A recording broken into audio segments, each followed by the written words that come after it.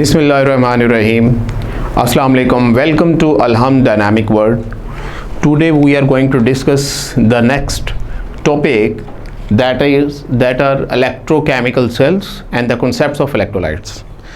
बेटा आज का जो टॉपिक है वो बहुत ही ज़्यादा इम्पोर्टेंट है.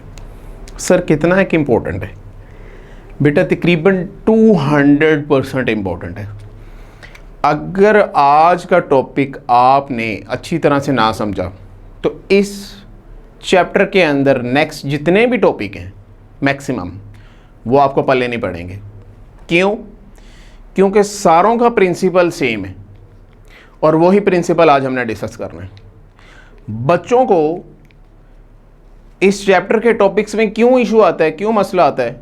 क्योंकि उनको मेन बेसिक ही नहीं पता होता, इसका प्रिंसिपल ही नहीं पता होता कि क्या हिसाब किताब होगा, किस तरह से क्या बेसिक क्या कॉन्सेप्ट्स और रिएक्शंस क्या होंगे.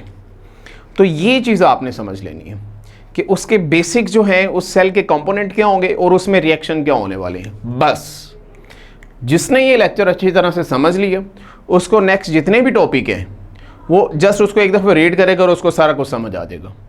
तो let's start our today's lecture that are electrochemical cells. Electrochemical cells हमने पढ़ना है.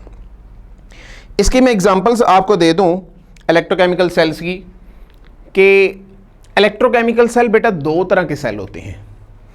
एक सेल वो होते हैं जिसको चलाने के लिए हमें इलेक्ट्रिसिटी चाहिए होती है.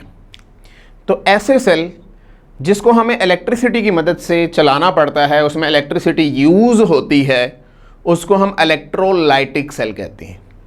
इट्स मीन कि उसमें हम इलेक्ट्रिसिटी यूज़ करके केमिकल रिएक्शन करवाएंगे. इट्स मीन कि उस सेल के अंदर जितने भी केमिकल रिएक्शन होने हैं उन रिएक्शन को होने के लिए हमें इलेक्ट्रिसिटी देनी पड़ेगी, हमें इलेक्ट्रिक करंट देना पड़ेगा. जब तक हम करंट नहीं देंगे उस सेल्स के अंदर जो रिएक्शन होने हैं वो नहीं होंगे.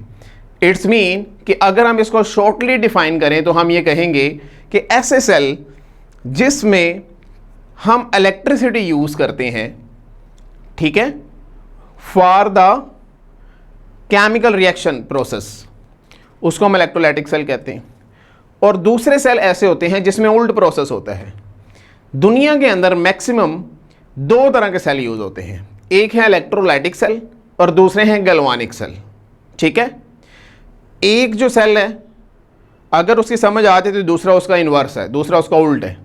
तो आइए देखते हैं कि व्हाट आर इलेक्ट्रोलाइटिक सेल्स. तो वो ये कह रहा है कि electrolytic cells, electrochemical cell are the energy storage device, जिसमें हम क्या करते हैं, इन दो चीज़ों को याद रखना है आपने, जस्ट ये दो कीवर्ड्स हैं आपके, जिसमें हम केमिकल रिएक्शन को यूज़ करके इलेक्ट्रिसिटी जनरेट करते हैं या फिर इलेक्ट्रिसिटी को यूज़ करके केमिकल रिएक्शन प्रोसेस करवाते हैं. क्लियर? तो ऐसे सेल जिसमें हमने केमिकल्स डाल दिए, केमिकल्स डालने के बाद उससे अब इलेक्ट्रिसिटी जनरेट हो रही है. जैसे जनरेटर है, जनरेटर में हम पेट्रोल डालते हैं. वो पेट्रोल क्या है? वो पेट्रोल हमारे पास केमिकल है.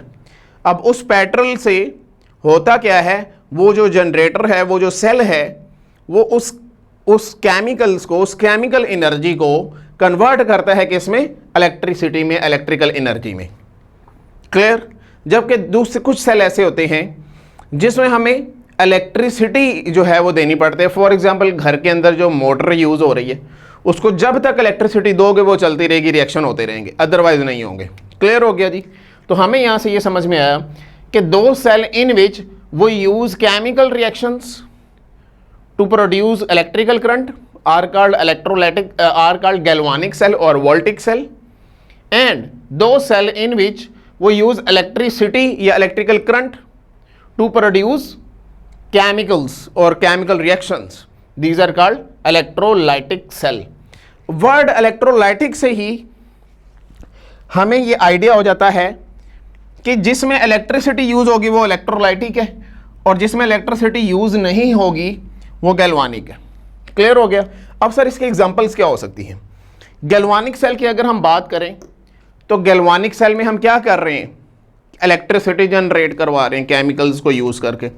तो आपके रिमोट्स के अंदर, टीवी रिमोट्स, एसी रिमोट्स के अंदर जो सेल, तोशिबा के सेल चल रहे हैं, जितने भी ड्राई, ये क्या है हमारे पास, ड्राई सेल जितने भी हैं, ये क्या है हमारे पास, गैल्वानिक सेल है। इसी तरह जो सोलर है गैल्वानिक सेल है। इस तरह आगे हम गैल्वानिक सेल पढ़ेंगे, वोल्टिक सेल पढ़ेंगे, जिसमें डेनियल सेल की एग्जांपल्स है, उसको हम डील करेंगे। फिर टॉयज़ के अंदर, जो टॉयज़ के अंदर बच्चों के जो टॉयज़ होते हैं उसमें जो सेल्स यूज़ होते हैं, घड़ी, वॉच के अंदर जो सेल्स यूज़ होते हैं, वो सारे किसके एग्जांपल हैं, वोल्टिक सेल और गैल्वानिक सेल की। जबकि ऐसे सेल जिसमें हम इलेक्ट्रिसिटी को यूज़ करते हैं और केमिकल्स प्रोड्यूस करवाते हैं, उनकी एग्जांपल्स क्या होगी वो हम आगे सो मैनी एग्जांपल्स पढ़ेंगे, जैसे डाउन सेल है, नेल्सन सेल है, इलेक्ट्रोलाइसिस ऑफ वाटर है, तो बहुत से हम आगे इलेक्ट्रोलाइसिस भी पढ़ेंगे। तो ये इलेक्ट्रोलाइटिक सेल में आ जाते हैं। अब इलेक्ट्रोकेमिकल सेल्स की बात करते हैं कि इलेक्ट्रोकेमिकल सेल्स जो हैं उसकी दो तरह की टाइप्स मैंने बता दी। अब उसमें जो मेजर है उसको डील करते हैं, इलेक्ट्रोलाइटिक सेल क्या होते हैं, व्हाट आर इलेक्ट्रोलाइटिक सेल। तो इलेक्ट्रोलाइटिक सेल की डेफिनेशन अभी हमें पता चल गई है। इलेक्ट्रोलाइटिक सेल की डेफिनेशन क्या है बेटा जी? डेफिनेशन सर हमने अभी याद तो की है। क्या डेफिनेशन थी? जिसमें सर हम इलेक्ट्रिकल एनर्जी को कन्वर्ट कर देते हैं केमिकल एनर्जी में। गुड, बहुत अच्छा बताया आपने।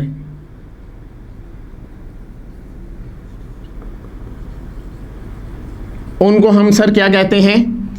उनको हम इलेक्ट्रोलाइटिक सेल कहते हैं। ठीक है सर। अच्छा बेटा, इसमें एक प्रोसेस होता है, उसको हम कहते हैं इलेक्ट्रोलाइसिस। जो इलेक्ट्रोलाइटिक सेल होते हैं उसमें एक प्रोसेस होता है, दैट इज इलेक्ट्रोलाइसिस। सर ये इलेक्ट्रोलाइसिस क्या होता है? इलेक्ट्रोलाइसिस का मतलब ये है, वर्ड इलेक्ट्रो का मतलब होता है इलेक्ट्रिसिटी और लाइसिस का मतलब होता है ब्रेक डाउन। इट्स मीन कि हमें यहाँ से ये समझ में आया कि इलेक्ट्रिसिटी की मदद से किसी चीज़ की ब्रेक डाउन करवाना, तो यही तो इलेक्ट्रोलाइसिस है कि किसी केमिकल कंपाउंड में से इलेक्ट्रिसिटी पास करवा के उसको उसके कंपोनेंट में तोड़ देना, that is called electrolysis. For example sir, for example हम एक कंपाउंड लेते हैं, वाटर की एग्जांपल ले लेते हैं। हमने वाटर में से करंट गुजारा और हाई करंट गुजार के इसको इसके कंपोनेंट में तोड़ दिया, जिससे ये मिलकर बना था हाइड्रोजन और ऑक्सीजन गैस। ठीक है। बैलेंस करने के लिए हम इसके नंबर ऑफ मोल्स लिख लेते हैं।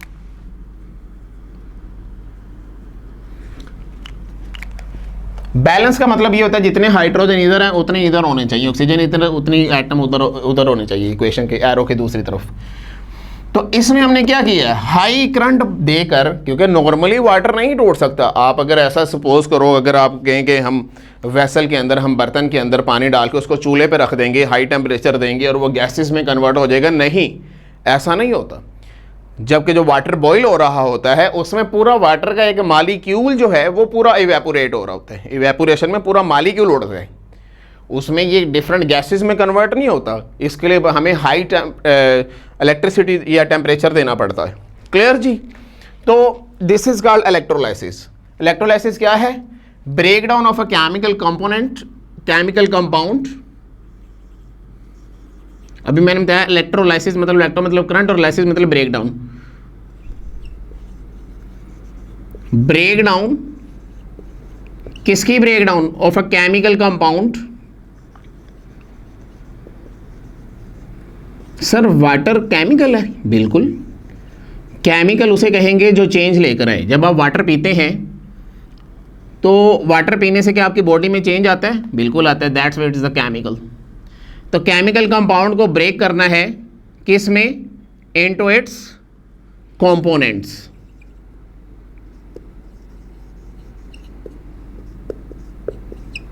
कंपोनेंट्स मीन जिससे वो मिलकर बने,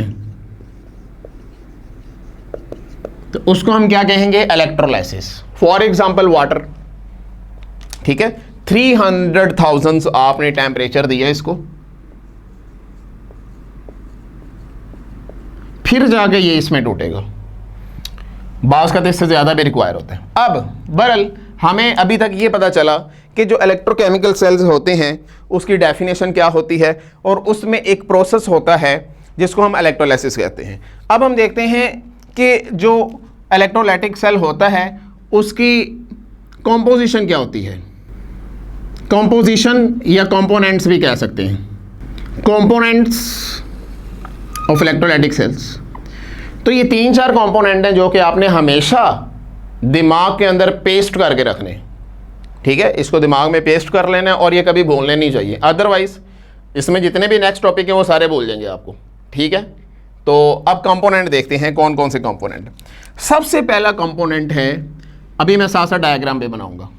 इलेक्ट्रोलाइटिक सेल का सबसे पहला जो कंपोनेंट है वो है उसका वेसल, कंटेनर, उसका बर्तन, ठीक है। तो यहां पे हम एक वेसल बनाते हैं, ये जी वेसल बना दिया।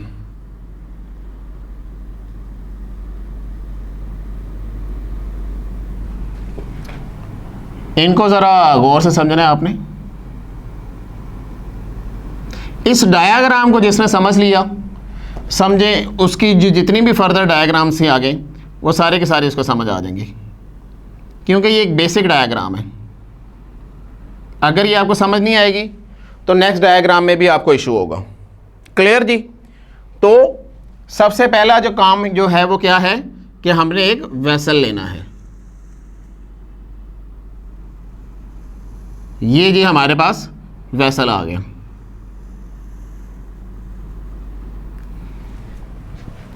नंबर 1।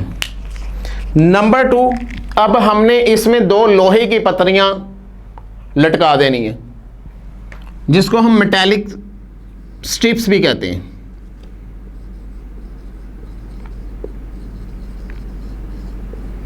टू मेटालिक स्ट्रिप्स हमने इसमें लगा देनी है, ठीक है, जिनको हम इलेक्ट्रोड्स भी कहते हैं। क्या कहते हैं? इलेक्ट्रोड्स।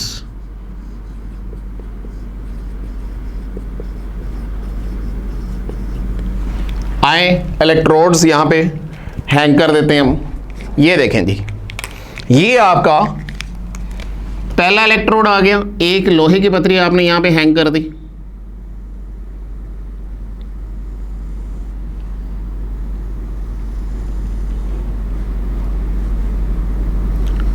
और ये आपने दूसरी लोहे की पतरी लगा दी।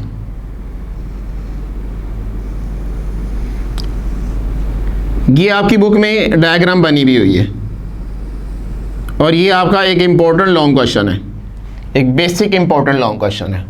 सर ठीक है, हमने 2 मेटालिक स्ट्रिप्स भी ले ली, 2 लोहे की पतरियां भी ले ली, जिनको इलेक्ट्रोड्स कहते हैं। अब हम क्या करेंगे, इन लोहे की पतरियों को हम एक बैटरी के साथ कनेक्ट कर देंगे।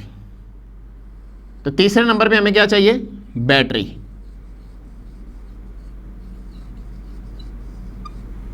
ठीक है सर, बैटरी क्या होती है? बेटा बैटरी आपने देखी हुई है, उसके 2 टर्मिनल्स होते हैं, ऑपोजिट टर्मिनल्स होते हैं।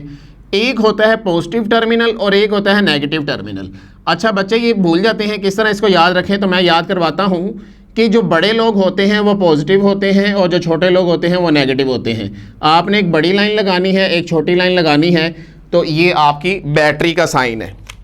किसी भी जगह पे इस तरह का साइन बनो, इट्स मीन बैटरी की बात हो रही है।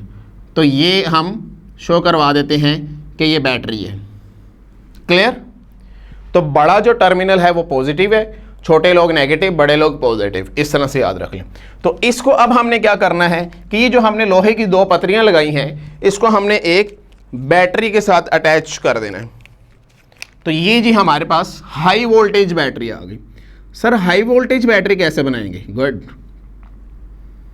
हाई वोल्टेज बैटरी में आप ज़्यादा लाइनें लगा दें।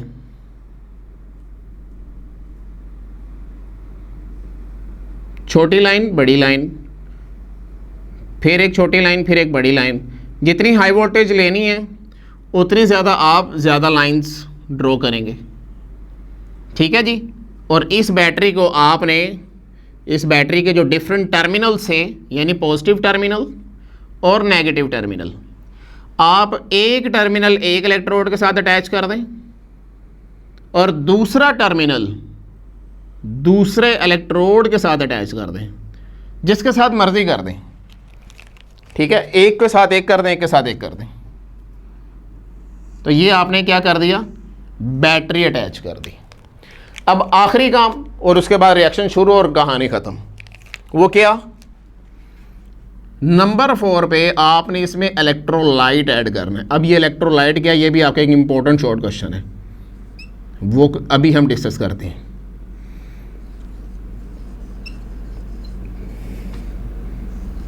इलेक्ट्रोलाइट क्या होता है बेटा, आपने आपके घर में या किसी के घर में आपने देखा होगा यूपीएस की जो बैटरी होती है उसमें एक पानी नजर आता है, एक लिक्विड नजर आता है, वो लिक्विड क्या है, इलेक्ट्रोलाइट है। अब जितनी भी उस बैटरी के अंदर से जो इलेक्ट्रिसिटी जनरेट होती है वो उस इलेक्ट्रोलाइट की वजह से होती है। सर वो कैसे होती है, गुड, बहुत अच्छा क्वेश्चन पूछा आपने जी। वो अभी हम देखेंगे डायग्राम में कि सर वो किस तरह से रिएक्शन होता है और इलेक्ट्रिसिटी जनरेट होती है, ठीक है पुत्र। अच्छा, अब हम देखते हैं कि इलेक्ट्रोलाइट है क्या, उसकी डेफिनेशन देखते हैं इधर। व्हाट आर इलेक्ट्रोलाइट्स, ठीक है। Electrolytes are the chemical compounds और केमिकल सब्सटेंस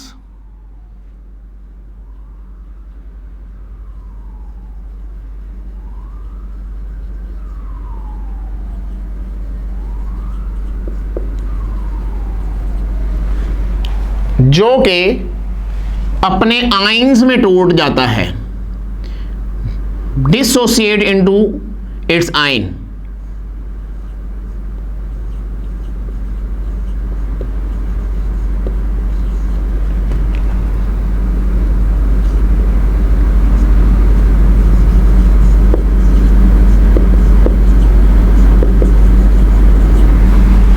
ठीक है, इलेक्ट्रोलाइट क्या होते हैं, ऐसे केमिकल कंपाउंड्स या स्पीशीज जो कि अपने आयंस में टूट जाते हैं और फिर आयंस में टूटने के बाद इलेक्ट्रिसिटी जनरेट करवाते हैं। सर वो कैसे करवाते हैं, अभी देखते हैं, ठीक है।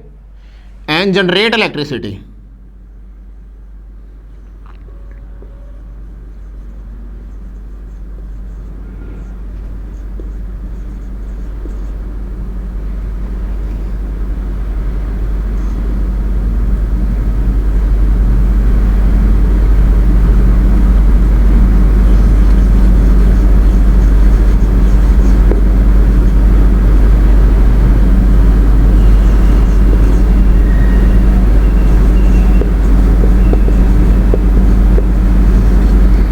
ठीक है जी।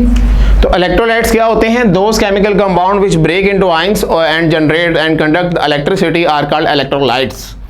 अब इलेक्ट्रोलाइट्स जो हैं वो क्या करते हैं, मैंने अभी बताया है आपको, डिसोसिएट इनटू इट्स आयंस, अपने आयंस में टूट जाते हैं। सर मिसाल के तौर पे ये देखें वाटर, इसी तरह NaCl की एग्जांपल लें, ये आयंस में तो नहीं टूटा, NaCl की अगर हम एग्जांपल लें तो NaCl क्या करता है, NaCl अपने आयंस में टूट जाता है। ये देखें जी, ये हमारे पास NaCl और ये क्या कर रहा है, अपने आयंस में ब्रेक हो रहा है। NaCl is made up of two types of ions, positive, negative.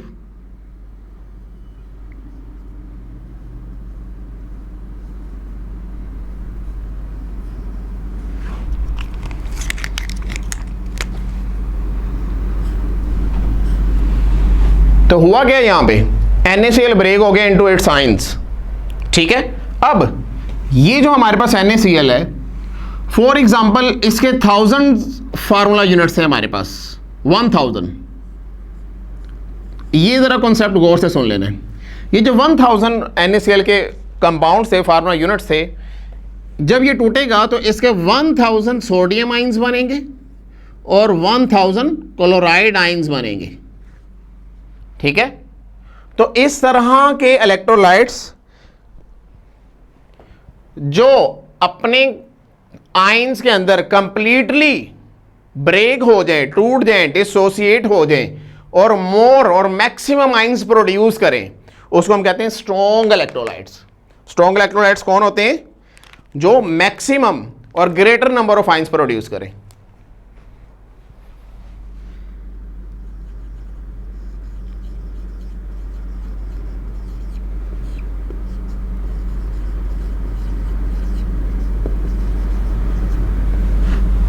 ठीक है, तो इसको हम स्ट्रॉन्ग इलेक्ट्रोलाइट्स कहते हैं। तो जितने भी एग्जांपल्स हैं, जितने भी एसिड्स, बेसिस हैं और सॉल्ट हैं, वो सारे स्ट्रॉन्ग इलेक्ट्रोलाइट्स हैं। एसिड्स में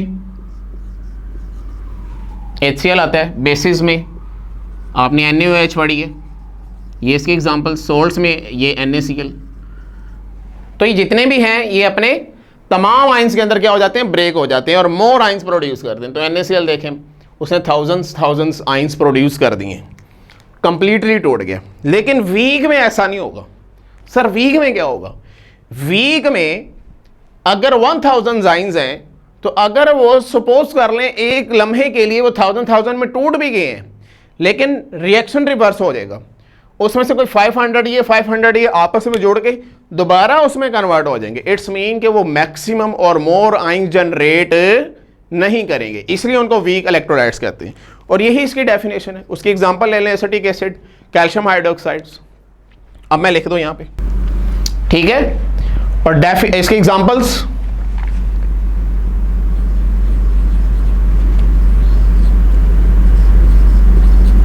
एसिटिक एसिड, कैल्शियम हाइड्रोक्साइड,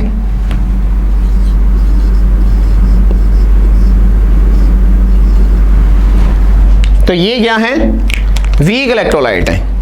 इसमें क्या होगा, ये देखें, ये ब्रेक तो होगा लेकिन इसके आयंस जो हैं वो दोबारा इसमें दोबारा जोड़ के दोबारा इसमें कन्वर्ट हो जाएंगे।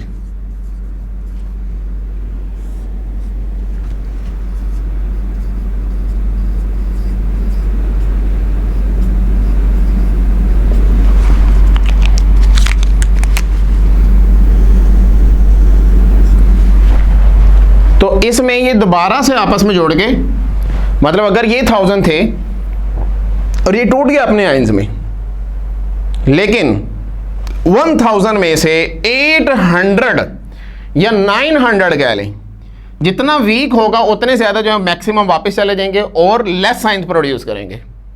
ठीक है, तो फॉर एग्जांपल ये 1000 थे लेकिन आयंस कितने बने हैं, 100 या 200, तो which produce less ions. Clear हो गया, ये इसके एग्जांपल है। और ये बहुत स्ट्रॉन्ग पोर्शन है और हर साल इसमें से एक शॉर्ट क्वेश्चन आता है। नॉन इलेक्ट्रोलाइट क्या होते हैं, जो आयंस प्रोड्यूस ही ना करें, स्ट्रॉन्ग जो मैक्सिमम करे, वीक जो लेस आयंस करे, और नॉन जो करे ही ना।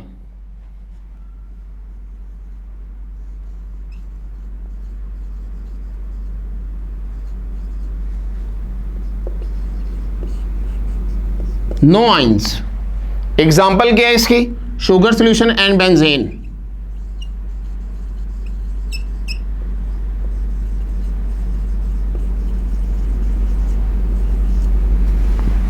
ठीक है जी, बेंजीन का स्ट्रक्चर्स ये होता है और चैप्टर नंबर 1 में आप पढ़ के आए हो C6H6।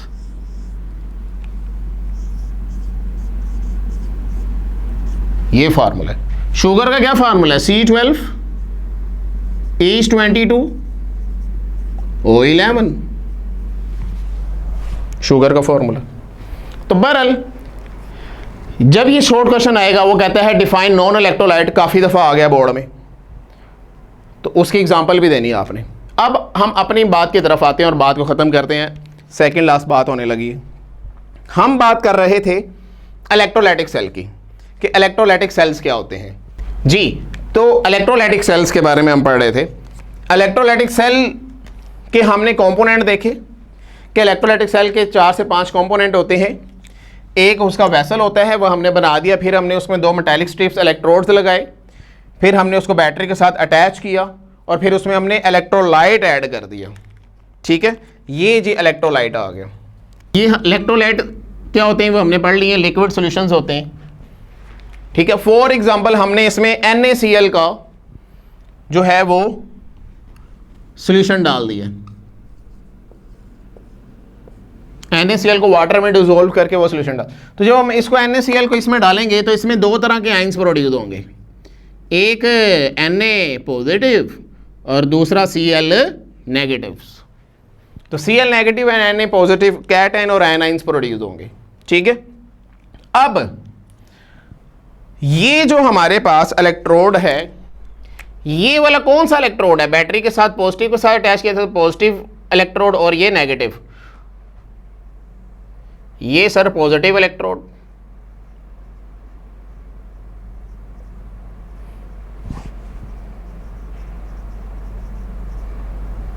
और दूसरी तरफ सर नेगेटिव इलेक्ट्रोड है ये।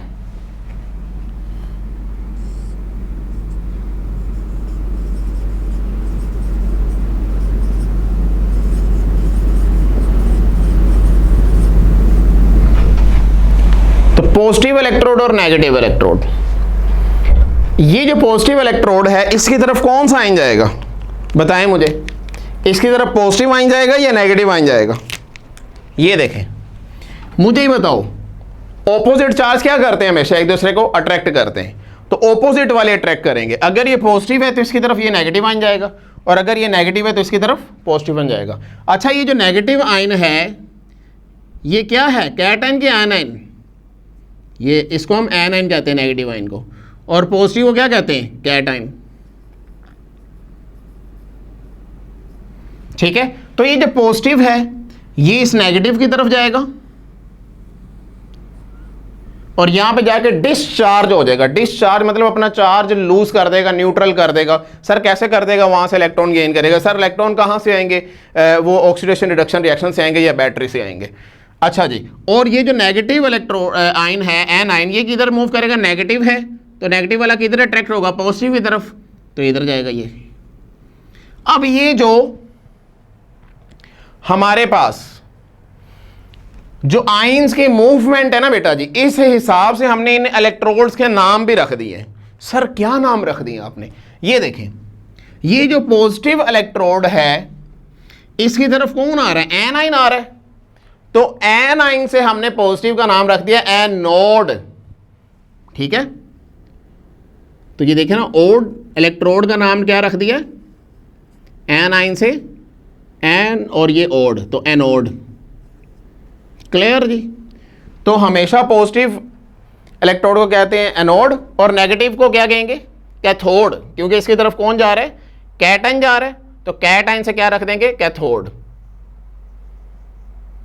कैट कैट, एन एनोड और कैट कैथोड, ये वाला ओड आ जाएगा। तो ये आपने पल्ले बांध लेनी है ये बातें कि एनोड और कैथोड क्या है, उन पे क्या चार्ज है। तो कैट इस तरह याद रखना है, कैट आयन पे पॉजिटिव है तो कैथोड पे नेगेटिव है, और एन आयन पे नेगेटिव है तो एनोड पे पॉजिटिव है। अच्छा, जो गैल्वानिक सेल होता है ये तो होगी इलेक्ट्रोलाइटिक सेल। गैल्वानिक सेल में चार्ज उल्ट होते हैं, मतलब कि चार्जेस वही होते हैं लेकिन नाम उल्ट दे देते हैं। इसका एनोड है तो इसको हम कैथोड कहते हैं, और वो कैथोड है तो उसको एनोड कहते हैं। वो क्यों कहते हैं, जब वो टॉपिक पढ़ेंगे वहाँ पे हम जाएंगे, वहाँ पे डिटेल में डिस्कस करेंगे। आखिरी बात करते हैं कि इसमें क्या किस तरह से अब रिएक्शन प्रोसीड होंगे। ये देखें, खुद ही देखें ज़रा, जब क्लोराइड इधर आएगा तो मैंने क्या कहा है कि ये आके क्या हो जाएगा? डिस्चार्ज हो जाएगा, अपना चार्ज लूज कर देगा। कैसे लूज करेगा? नेगेटिव आइन है, नेगेटिव चार्ज है, मतलब इलेक्ट्रॉन ज़्यादा है, एक्सेस में है, तो ये अपना इलेक्ट्रॉन लूज करेगा और न्यूट्रल हो जाएगा। तो जी एनोड पे क्या रिएक्शन हो रहा है ये देखें ज़रा गौर से। क्लोरीन ने क्लोराइड आयन जो है वो गया और वहाँ पे जाके डिस्चार्ज हो गया है और उसने अपना इलेक्ट्रॉन लूज कर दिया है। तो बैलेंस करने के लिए 2 क्लोराइड आयंस गए, 2 इलेक्ट्रॉन लूज किए और क्लोरीन गैस बन के वहाँ से ये उड़ गई। तो यहां पे क्या हुआ है? लॉस ऑफ इलेक्ट्रॉन हुआ है। सर जी क्या हुआ है बेटा? Loss of electron. तो लॉस ऑफ इलेक्ट्रॉन को हम क्या कहते हैं? ऑक्सीडेशन की reduction. Sir loss of electron को सर ऑक्सीडेशन कहते हैं। गुड। तो एनोड पे हमेशा क्या होती है? ऑक्सीडेशन होती है। ये बात आपने पल्ले बांध लेनी है, ये आपके एमसीक्यूज भी हैं। इलेक्ट्रोलाइटिक सेल के केस में एनोड पे हमेशा क्या होनी है? ऑक्सीडेशन। और कैथोड में क्या होगी? रिडक्शन। सर रिडक्शन किसे कहते थे बेटा? रिडक्शन कहते थे गेन ऑफ इलेक्ट्रॉन को। तो आइए कैसे गेन ऑफ इलेक्ट्रॉन हुआ है? ये जो क्लोराइड ने यहां पे इलेक्ट्रॉन लूज किया है, अच्छा ऐसा नहीं होगा कि 1 मिनट में या 1 सेकंड में 1 क्लोराइड आएगा। वो एनोड को पूछेगा कि भाईजान मैंने इलेक्ट्रॉन देना है, मेरे पास एक्स्ट्रा इलेक्ट्रॉन। ऐसा नहीं होगा। 1 सेकेंड के अंदर million trillions of chloride ions आएंगे, वो फौरन से अपने इलेक्ट्रॉन लूज करेंगे और न्यूट्रल हो जाएंगे।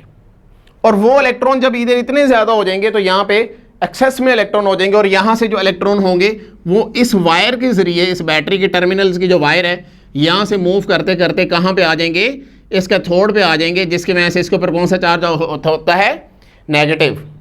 एक तो टर्मिनल्स की वजह से भी होता है, फिर इलेक्ट्रॉन भी आ जाते हैं। अब ये इलेक्ट्रॉन यहाँ पे आ गए, अब यहाँ पे इलेक्ट्रॉन क्या है, मैक्सिमम है। तो सोडियम क्या करेगा, वहां पे जाके अपने पॉजिटिव आयन चार्ज को कैसे खत्म करेगा, इलेक्ट्रॉन गेन करके। तो आइए देखते हैं किस तरह से। तो सोडियम यहां पे जाएगा और सोडियम आयन इलेक्ट्रॉन गेन करेगा और सोडियम न्यूट्रल हो जाएगा। अब यहां पे इसने क्या किया है, इलेक्ट्रॉन लूज किया, गेन किया है, सर इलेक्ट्रॉन गेन किया है। तो आखिरी बात कि गेन ऑफ इलेक्ट्रॉन को क्या कहते हैं, रिडक्शन कहते हैं।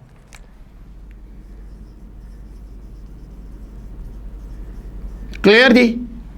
अब यही इसका जो था वो रिएक्शन से, ये रिएक्शंस की हेडिंग में आ जाएगा। रिएक्शन की हेडिंग में क्या आएगा, अब ये देखें, लेक्चर हमारा खत्म हो गया, इसको गौर से देख लें, इसको आपने मैनेज कैसे करना है। कोई भी इलेक्ट्रोलाइटिक सेल आएगा, आपने उसके ये 4 कंपोनेंट देखने, उसको अरेंज करना है और उसको आपने बता देना है। सबसे पहले आपने वेसल लिया जी, हमने कंटेनर ड्रॉ कर दिया, मेटालिक स्ट्रिप्स, इलेक्ट्रोड थे, इलेक्ट्रोड के ऊपर बेटा 2 तरह के चार्ज होते हैं, पॉजिटिव और नेगेटिव। पॉजिटिव वाले को बेटा क्या कहते हैं, एनोड कहते हैं सर, और नेगेटिव वाले को कैथोड कहते हैं। ये आपने याद रखना है in case of electrolytic cell, maximum यही यूज़ होती है। तो कैथोड और एनोड कैसे कहते हैं, कैटायन आयनाइन से वो हमने वहाँ पे सीखा था। फिर बैटरी है, बैटरी को अटैच कर दे और इलेक्ट्रोलाइट्स उसमें ऐड कर दिए। सर इलेक्ट्रोलाइट्स की वजह से ही तो इलेक्ट्रिसिटी जनरेट होती है। सर कैसे, ये देखें, इलेक्ट्रॉन फ्लो किए, लूज और गेन हुआ है, इलेक्ट्रॉन के फ्लो को ही तो इलेक्ट्रिसिटी कहते हैं। क्लियर हो गया जी। तो अब इसमें हमने क्या किया है, इलेक्ट्रिसिटी को, बैटरी को यूज़ करके, इलेक्ट्रिसिटी को यूज़ करके हमने क्या किया है, केमिकल प्रोड्यूस। सर कौन से केमिकल्स, ये देखें भाई, chlorine gas is a chemical, तो क्या डिसइंफेक्टेंट्स में बैक्टीरिया को किल करने के लिए। Sodium metal is a chemical, sodium metal को बड़े रिएक्शंस में हम यूज़ करते हैं, फायरवर्क्स में, आतशबाजी में यूज़ करते हैं, बड़े इसके आगे यूजेस हैं। सोडियम हाइड्रोक्साइड कास्टिक सोडा जो कि आगे सोप इंडस्ट्री में यूज़ होता है, वहाँ पे बनाने के लिए यूज़ करते हैं, जो कि आगे डिटेल में हम डाउन सेल में इसकी प्रिपरेशन पढ़ेंगे। तो ये आपने बता दिया। वेसल हो गया, मेटालिक स्ट्रिप्स की हेडिंग देनी है और उसमें आपने डिटेल में बताना है कि there are 2 types of metallic strip, positive और नेगेटिव। पॉजिटिव को ये कहते हैं, नेगेटिव को ये कहते हैं। बैटरी का बता दें कि इसके 2 टर्मिनल होते हैं, पॉजिटिव नेगेटिव, हेडिंग दें। इलेक्ट्रोलाइट की बात करें कि इलेक्ट्रोलाइट्स जो हैं वो आयंस प्रोड्यूस करता है और फिर वो अपने रिस्पेक्टिव इलेक्ट्रोड की तरफ जाते हैं। रिस्पेक्टिव मतलब अपने रिलेटेड, ऑपोजिट, नेगेटिव वाला पॉजिटिव की तरफ जाएगा, पॉजिटिव वाला नेगेटिव की तरफ जाएगा। तो और उसके बाद कौन से रिएक्शंस होते हैं, रिडॉक्स रिएक्शन होते हैं। रिडॉक्स रिएक्शन जो होते हैं उसमें कौन कौन से आते हैं, ऑक्सीडेशन एंड रिडक्शन। तो ये हेडिंग दें ऑक्सीडेशन रिडक्शन की और बताएं कि एनोड पे ऑक्सीडेशन होगी और उसमें ये प्रोसेस होगा। कैथोड की हेडिंग दें, रिडक्शन की दें और बताएं कैथोड पे जो होगी वो रिडक्शन होगी और उसमें ये प्रोसेस होगा। Is that clear. यहाँ पे हमारा लॉन्ग क्वेश्चन खत्म हो जाता है और एक हेडिंग आप लास्ट जो है वो डायग्राम की हेडिंग दे देंगे। ठीक है जी। तो डायग्राम की चाहे पहले दे दें, फिर रिडॉक्स रिएक्शन की आ जाएगी। तो this was our 2 days lecture. इसमें से बहुत से शॉर्ट लॉन्ग क्वेश्चन काफ़ी दफ़ा आ चुके हैं। इलेक्ट्रोलाइट वाला बहुत पोर्शन इंपॉर्टेंट है। वैसे मैं आज ईयर वाले क्वेश्चंस नहीं लेके आया, अदरवाइज वो मैं साथ राइट कर देता नेक्स्ट टाइम इंशाल्लाह। ओके बेटा, अल्लाह हाफिज़। देन हम नेक्स्ट टॉपिक पढ़ेंगे गैल्वानिक सेल्स, भी आगे जाके पढ़ेंगे। तो ये बेसिक है, इसको अच्छी तरह से करेंगे। नेक्स्ट टॉपिक फिर हम ऑटोमेटिकली हमें समझ आते जाएंगे। तो अब हम नेक्स्ट जो इलेक्ट्रोलाइसिस ऑफ वाटर पढ़ेंगे, वो भी इलेक्ट्रोलाइटिक सेल में, वो देखिएगा आप कितना ईजी लगेगा आपको। ओके बेटा, अल्लाह हाफिज़।